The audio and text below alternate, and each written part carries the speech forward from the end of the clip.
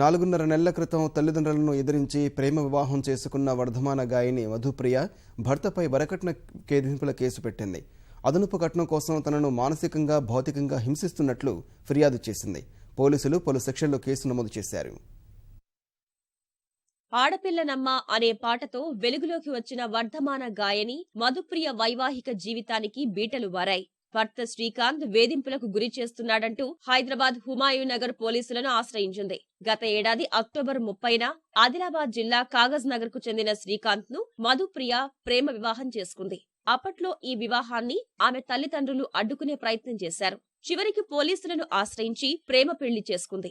3 నెలలు సజావుగా సాగిన తన సంసారం భర్త శ్రీకాంత్ అనుచిత ప్రవర్తన వల్ల పూర్తిగా మారిపోయిందని మధుప్రియ మీడియా ముందు వాపోయింది. అదనపు కట్నం కోసం వేధించడంతో పాటు కొట్టడం చేస్తున్నాడంటూ పోలీసులకు ఇచ్చిన ఫిర్యాదులో పేర్కొంది. నేను 6 నెలల్లో మా డాడీ వద్దు బిడ్డ ఇంత తొందరగా పెళ్లి చేసుకోకు అని మా అమ్మ నా కాళ్ళు పట్టుకున్నా నేను ఎప్పుడు వినలేదండి.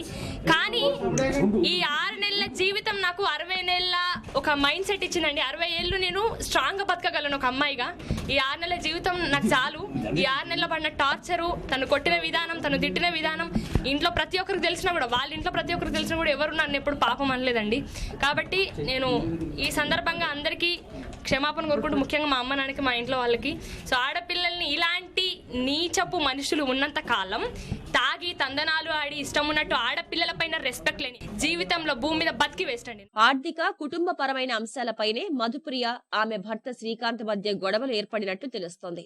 గొడవలు కాస్త కొట్టుకునే వరకు వెళ్లటంతోనే మధుప్రియ పోలీసులను ఆశ్రయించినట్లు తెలుస్తోంది. మధుప్రియ ఫిర్యాదు మేరకు పోలీసులు వరకట్న వేధింపులు తదితర సెక్షన్ల కింద పలు కేసులు నమోదు చేశారు. లాస్ట్ 4 months నుంచి ఆమెను మెంటల్ గా, ఫిజికల్ గా హరాస్మెంట్ చేస్తున్నాడు. తర్వాత సరైన శాలరీస్ రావటం, సరిగ్గా ఆమెనే ఇంట్లో ఫెసిలిటీస్ ప్రొవైడ్ చేయట్లేదు అని చెప్పి ఆమెని చాలా రకంగా వేధించడం, కొట్టడం చేస్తున్నాడు. సో దానికి ఈ రోజు కూడా ఆమెను ఒకసారి ఉదయం కొట్టడం వలన ఆమె మెంటల్గా అప్సెట్ అయిపోయి అతని మీద ఈరోజు కంప్లైంట్ చేయడం జరిగింది.